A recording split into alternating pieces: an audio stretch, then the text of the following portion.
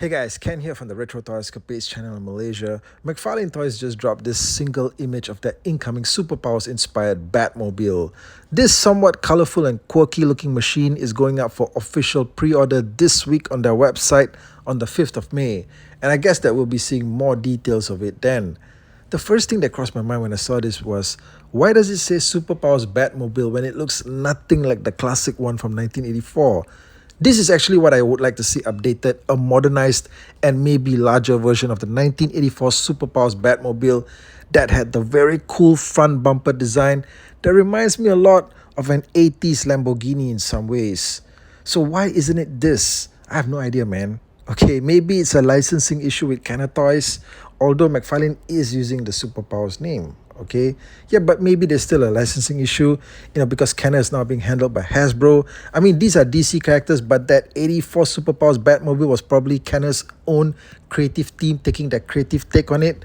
And, this also makes you wonder as well, just why does the Superpowers branding need to exist in this way, okay, in this modern day? I don't know.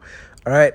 McFarlane has been on a real roll lately with the large-scale Batmobiles that he's putting out, coming off the success of their Flash movie 1989 Batmobile, okay, the one that sold out online in record time, but also shocked fans who eventually got it in hand only to discover that it has a grey canopy. All right, one of the biggest what the hell moments of the year. Okay, something about this new Superpowers Batmobile does remind me of the design of the 1989 Batmobile, especially with the rear vehicle compartment area, the dual fins, and the tires. But the front of it seems like it's a reimagining of the Batmobile from the Brave and the Bold animation. What do you guys think?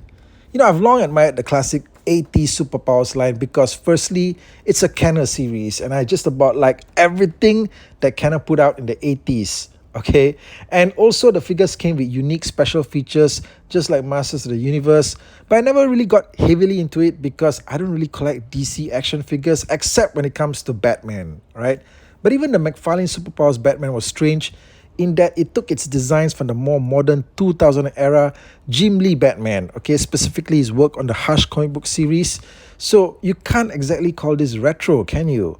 In Malaysia, Superpowers distribution is limited to mainly a few online hobby stores, but some Toys R Us stores here do carry them. I did come across the Batman Who Laughs from Wave 2, I believe it was, but this is an entirely new character who debuted in the comics sometime after 2016. So basically, all these are just DC characters that are now being released in retro action figure style, similar to what the classic Kenner toys from the 80s were. All right, it's McFarlane's own take, I guess, on what Super 7's reaction is doing, perhaps, which is to reintroduce characters from every aspect of pop culture, but also in that 80s Kenner style. It always goes back to that 80s Kenner style. In some ways, it's getting a bit rampant because even characters like RoboCop, which already had a Kenner toy line in the 80s, is being reintroduced as a Kenner style figure. Go figure. Now, I believe that this new Superpowers Batmobile will be of particular interest to fans because it is one of the very rare instances where we have a large-scale Batmobile that not only evokes the feeling of the 90s Kenner-scale Batmobiles, but as you can see from the pictures, this is also one that is fit for two 4-inch scale figures. Now, that almost never happens, guys. Okay, none of the Kenner movie Batmobiles could accommodate two figures in the cockpit.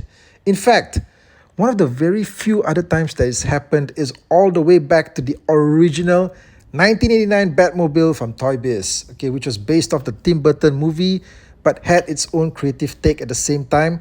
This Batmobile also reminds me of the Superpowers version that we're seeing here because it's not only a two-seater, but it also has several design similarities and as well as the fact that it has no cockpit cover. Okay, it's just an open car, all right, like a classic roadster, you know what I mean?